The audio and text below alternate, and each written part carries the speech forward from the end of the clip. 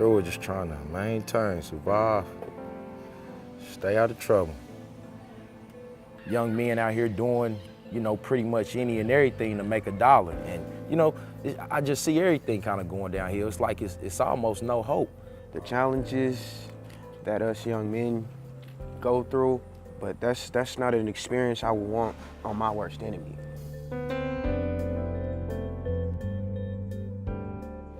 I skipped school. It was the point where I had got straight F's. I was on drugs. And I remember kind of being envious or jealous of who I used to be. I have witnessed, just so much in my community, and not only in my community, but in my life, just living. If you're an African American, especially youth, your environment, it involves with you in your comfort zone. If you're not comfortable in your environment, of course you're gonna be paranoid. Of course you're gonna feel like, oh, I need to carry a gun because I don't know what's gonna happen over in this area.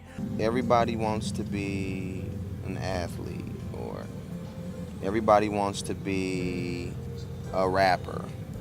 And in the urban community, that's who basically all the young people are looking up to. They ain't looking up to like the lawyers or the doctors. It's like they don't believe it. It's something that they don't see. They don't see that every day. What they see is Uncle Tone getting out of prison, but the whole time he was in prison, we heard stories about how he was balling and doing this and doing that. And that's all we got, It takes a father figure or somebody to look at you and give you that respect for you to have that respect for yourself. A lot of us have abandonment issues. Fathers that ran out on us, mothers that's on drugs, and those two right there are the main two. That's the key point. My dad left when I was maybe 5, 6 years old. And that made me feel like, what do I have left? I was out here doing everything under the sun.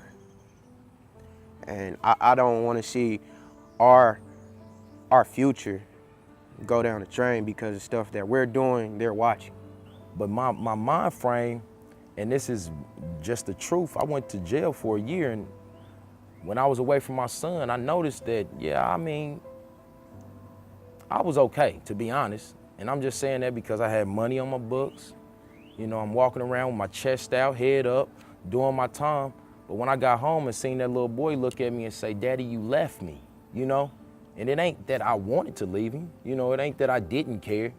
I didn't have a choice, I was put in a position to where it was, hey, you can't come up with this money, go lay down and do your time. They don't know what we're going through. They don't know how it is. They don't know anything, but they want to tell us, hey, you need to do this or you need to do that, when we don't have the supplies to do what you're saying we need to do, or I don't live in a type of environment where I can do what you're asking me to do or what you're suggesting me to do.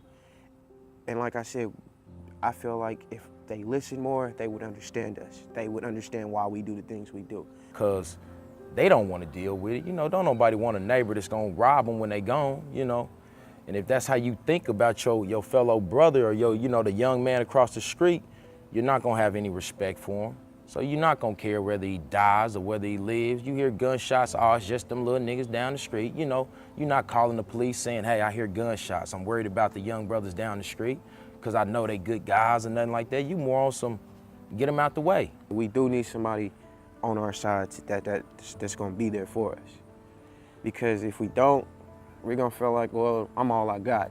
What do I have to live for? Just making sure that those resources, that when we do have young men and women who are willing to go above and beyond, who are willing to make change, who are willing to make an impact, that they can have those type of avenues. Like college, everybody can't go to college because everybody ain't got the money for college.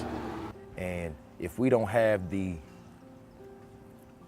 techniques or the means to go out here and work like a real job, it's just more easier to go out here and just say, well, I don't care, you know, or forget it. That's where young men get that saying where it's like, F it, you know, forget it, you know, because it's easier to do it. You know, it's easier to say, forget it, you know. We need individuals who are for the cause, who want to make change, who want to impact, and who are serious and who are real about it. First off, get something that will snatch their attention outside of sports, you know. And I say outside of sports because, I mean, that should be a hobby, you know. That should be a fun thing. I want something that's gonna not grab our talents, but grab our souls.